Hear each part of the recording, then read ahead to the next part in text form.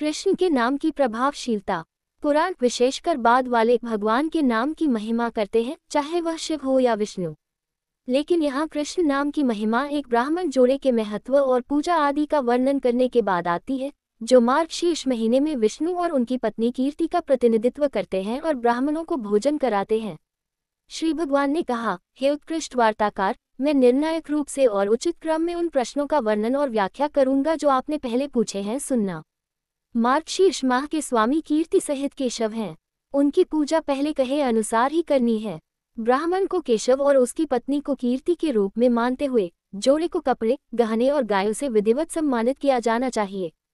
हे प्रिय, यदि युगल का आदर और पूजन किया जाता है तो निस्संदेह मेरी भी पूजा होती है। इसलिए दंपति का अवश्य ही सम्मान किया जाना चाहिए। इससे मुझे संतुष्टि मिलेगी। भिन्न भिन्न प्रकार की दान दक्षिणाएं अवश्य देनी चाहिए, जिससे मुझे तृप्ति मिले। वे हैं गायों, भूमि और विशेष रूप से सोना, कपड़े, बिस्तर, गहने और घरों के उपहार। इन्हें दिया जाना चाहिए, उनसे मुझे संतुष्टि मिलती है। सभी प्रकार के उपहारों में से 3 को सबसे उत्कृष्ट घोषित किया गया है, अर्थात भूमि, गाय और विद्या। हे प्रिय, यदि ये तीनों दे दिए जाएं, तो मुझे अथाह आनंद होगा। अतः मार्गशीर्ष माह में मनुष्यों को ये 3 उत्तम दान करना चाहिए। हे निष्पाप, पवित्र स्नान की विधि का वर्णन मेरे द्वारा पहले ही स्पष्ट रूप से किया जा चुका है। ये निस्संदेह पूजा, पवित्र स्नान और दान की प्रक्रिया है। जो व्यक्ति प्रतिदिन केवल एक बार भोजन करता है और मार्गशीर्ष के पूरे महीने में श्रद्धापूर्वक ब्राह्मणों को भोजन कराता है, वह बीमारी और पापों से मुक्त हो जाएगा। वह बड़ा कृषक बनेगा और उसके पास प्रचुर धन धान्य होगा। इस संबंध में अधिक बातचीत से क्या लाभ? मेरा यह महान रहस्य सुनो। अग्नि देवता और ब्राह्मण, ये दोनों मेरे मुख का प्रतिनिधित्व करते हैं। हे सम्मान के दाता, ब्राह्मण नाम का मुख सबसे उत्कृष्ट है और अग्निदेव नहीं है। हे प्रिय पुत्र, जो ब्राह्मण मुख में होम के रूप में अर्पित किया जाता है, वह करोड़ गुना पुण्यशाली हो जाता है। जिसका नाम अग्नि है वह ब्राह्मण पर निर्भर है। ब्राह्मण स्वतंत्र हैं। चंद्रमा के समान सफेद रंग में दूध की खीर जिसमें बहुत सारी चीनी और घी हो, उसे ब्राह्मण के मुख में होम करना चाहिए। हे पुत्र, इससे मुझे प्रसन्नता होती है। हे पुत्र, यदि तुम पत्नी और पुत्रों आदि के सुख की इच्छा रखते हो, तो ब्राह्मण के मुख की पूजा शानदार मोदक, गोलाकार पकौड़े, जंगली खजूर के पेड़ के रस और घी में तली हुई फेनिका मिठाई से करो। इससे मुझे खुशी होती है। मार्गशीर्ष के महीने में ब्राह्मण के मुख में शानदार पके हुए चावल से हवन करे, जिसमें सफेद लिली की चमक और सुगंध हो, जिसे मुद्गा दाल, खरे चने और अच्छे स्वाद के साथ बहुत सारे घी के साथ परोसा जाए। सीकर का एक प्रकार का मीठा व्यंजन, जिसे दूध और घी में खूब सारे सूखे खजूर के फल, जिन्हें खारिक कहा जाता है, और कैरा फल, चीनी, कपूर और नारियल की गिरी के साथ उबाला जाता है, शुभता का कारण बनता है। हे चतुर्मुखी, ब्राह्मणों के लिए मार्गशीर्ष के महीने में शानदार और आकर्षक व्यंजन और अचार तैयार किए जाने चाहिए। मनभावन शिखरिणी, दही, चीनी, मसाले आदि से बना व्यंजन, जिसे मराठी में श्रीखंड कहा जाता है, और अन्य मनभावन चीजें बनानी चाहिए। हे पुत्र, ये सब चीजें बनाने के बाद उसे बड़े आदर के साथ ब्राह्मणों को भोजन कराना चाहिए। वे परोसी हुई मीठी वस्तुओं को जितना अधिक चखकर खाते हैं, उतना ही मैं प्रसन्न होता हूँ। ये दुनिया में एक दुर्लभ चीज है। अतः भिन्न भिन्न वस्तुएं इस प्रकार बनानी चाहिए कि ब्राह्मण प्रसन्न हो।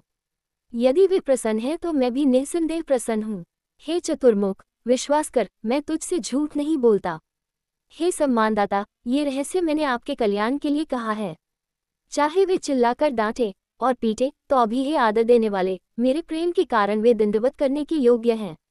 हे पुत्र, ऐसा सदैव इसी प्रकार करना चाहिए, विशेषकर मार्गशीर्ष महीने में। हे ब्रह्मा, आपने पूछा था क्या खाना चाहिए। सुना है कि मेरा उच्छिष्ट भोजन करने के बाद बचा हुआ उन लोगों को खाना चाहिए जो मेरे प्रति समर्पित हैं। हे पुत्र, ये पवित्र करने वाला है। यह पापियों को भी मोक्ष प्रदान करता है। यदि कोई प्रतिदिन मेरे भोजन का बचा हुआ भाग खाता है, तो उसे उसके एक एक ग्रास से 100 चांद्रायन संस्कारों का पुण्य प्राप्त होता है। भक्तों को 2 प्रकार का भोजन मिलेगा, अवशिष्ट जो खाया न जाए और बचा हुआ रखा जाए, और उच्छिष्ट आंशिक रूप से खाया जाए और बचा हुआ। उनके पास किसी अन्य प्रकार का भोजन नहीं है। यदि वे कुछ और लेते हैं तो उन्हें चांद्रायन का प्रायश्चित संस्कार करना होगा। यदि कोई मुझे समर्पित किए बिना भोजन, पेय आदि ग्रहण करता है तो वह भोजन कुत्ते के विष्ठा के समान और पेय मदिरा के समान बुरा होता है। अतः हे पुत्र, भोजन, पेय और औषध पहले मुझे समर्पित कर देना चाहिए और फिर बड़ी श्रद्धा से ग्रहण करना चाहिए। जो अशुद्ध है उसे पावन बनाते हैं। मेरी उच्छिष्टता तीर्थ, यज्ञ आदि का लाभ देती है। ये कले की बुराइयों को नष्ट कर देती है। ये दुष्ट कर्म करने वाले व्यक्तियों को भी अच्छा दर्जा प्रदान करता है। किसी भी भक्त को भगवान को अर्पित भोजन का हिस्सा नहीं खाना चाहिए। अभक्तों के पके हुए चावल खाने से मनुष्य नरक में गिरेगा। जिसके बारे में आपने पूछा है, उसे क्या कहना चाहिए, इसे ध्यान से सुने। मैं इसे तुम्हारे प्रति प्रेम के कारण बताऊंगा, यद्यपि यह मेरा एक बड़ा रहस्य है। मेरा नाम विशेष रूप से मार्गशीर्ष महीने में लिया जाना चाहिए। कृष्ण नाम का बार बार उच्चारण करना चाहिए। यह मेरे लिए अत्यंत सुखद है। यह मेरी प्रतिज्ञा है। हे पुत्र, ये बात सुर और असुर भी नहीं जानते। केवल वही जिसने मानसिक, मौखिक और शारीरिक रूप से मेरी शरण ली है, वह सभी सांसारिक इच्छाओं को प्राप्त करता है। वह वैकुंठ को प्राप्त करेगा जो हर चीज से महान है, और उसे मेरी प्रिय कमला भाग्य की देवी को भी प्राप्त होगा। यदि कोई मुझे प्रतिदिन कृष्ण कृष्ण कहते हुए याद करता है, तो मैं उसे नरक से उसी प्रकार मुक्त कर देता हूँ जिस प्रकार कमल पानी को तोड़कर ऊपर आता है। जो केवल मनोरंजन के लिए या पाखंड के कारण या मूर्खता, लोभ या कपट के कारण मेरी पूजा करता है, वह मेरा भक्त है। उसे पछताना नहीं पड़ता जब मृत्यु निकट हो। यदि लोग कृष्ण कृष्ण दोहराते हैं, हे प्रिय पुत्र, वे पापी होने पर भी यम को कभी नहीं देख पाएंगे। मनुष्य ने अपने जीवन के आरंभ में सभी प्रकार के पाप किए होंगे, लेकिन मृत्यु के समय यदि वह नाम का उच्चारण करके कृष्ण का स्मरण करता है, तो वह निस्संदेह मुझे प्राप्त करेगा। यदि कोई असहाय दुखी व्यक्ति महान कृष्ण को प्रणाम शब्दों का उच्चारण करता है, तो वह परिवर्तनीय शाश्वत क्षेत्र को प्राप्त करता है।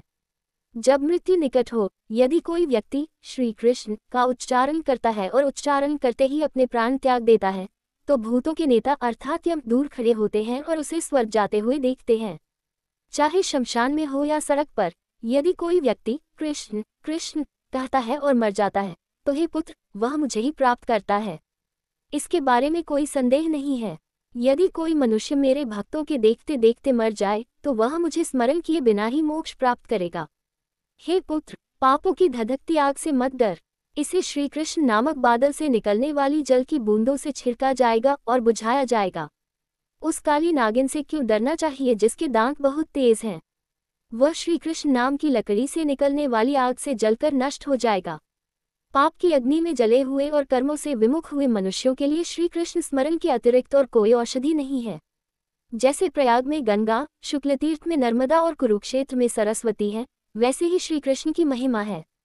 श्री कृष्ण के स्मरण के बिना उन मनुष्यों की मुक्ति नहीं होती जो संसार के सागर में डूबे हुए हैं और जो महान पापों की लहरों में डूबे हुए हैं। श्री कृष्ण के स्मरण के अलावा परलोक जाने वालों के लिए, उन पापी लोगों के लिए जो मृत्यु के समय भी यहाँ तक कि इसकी इच्छा नहीं रखते, उनके लिए कोई यात्रा का प्रावधान नहीं है। हे पुत्र, गया, काशी, पुष्कर और कुरुजांगला हैं, जिन भवनों में प्रतिदिन कृष्ण कृष्ण जप के साथ भगवान की महिमा होती है। यदि किसी की जीभ सदैव कृष्ण कृष्ण कहती रहती है, तो उसका जीवन सफल होता है, उसका जन्म सफल होता है, उसका सुख ही फलदायी होता है।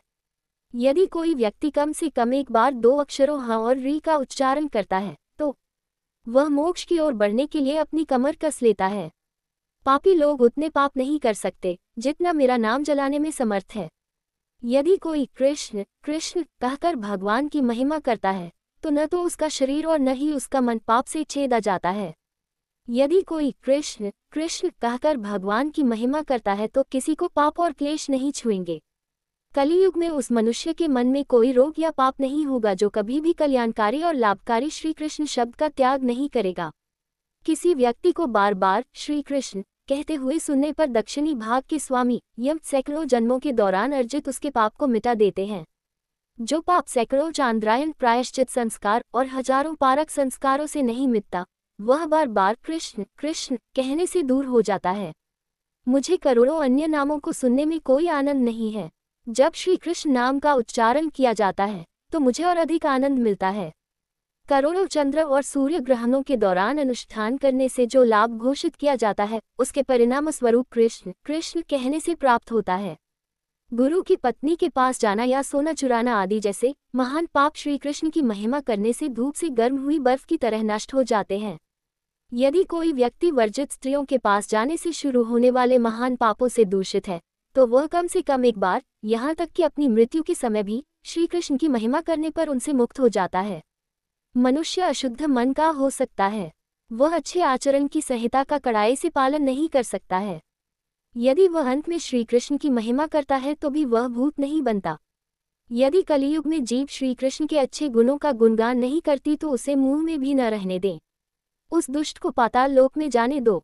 हे पुत्र, जो जीव श्री कृष्ण की महिमा करती है, उसका हर तरह से सम्मान किया जाना चाहिए, चाहे वह अपने मुंह में हो या किसी अन्य व्यक्ति के मुंह में हो। यदि ये दिन रात श्री कृष्ण के अच्छे गुणों का गुणगान नहीं करता है, तो जीव पाप की लता है, भले ही इसे पदनाम के अनुसार जीव कहा जाता है। यदि वह श्री कृष्ण कृष्ण कृष्ण श्री कृष्ण न बोले तो वह रोग रूपी जीव 100 टुकड़ों में टूटकर गिर जाए। यदि कोई मनुष्य प्रातःकाल उठकर जोर जोर से श्री कृष्ण नाम का महात्म्य जपता है तो मैं उसका कल्याण करूंगा, इसके बारे में कोई संदेह नहीं है। जो तीनों संध्याओं सुबह, दोपहर और शाम के समय श्री कृष्ण के नाम की महिमा का पाठ करता है, उसे सभी इच्छाएं प्राप्त होती हैं। मृत्यु पर वह महानतम लक्ष्य प्राप्त कर लेता है।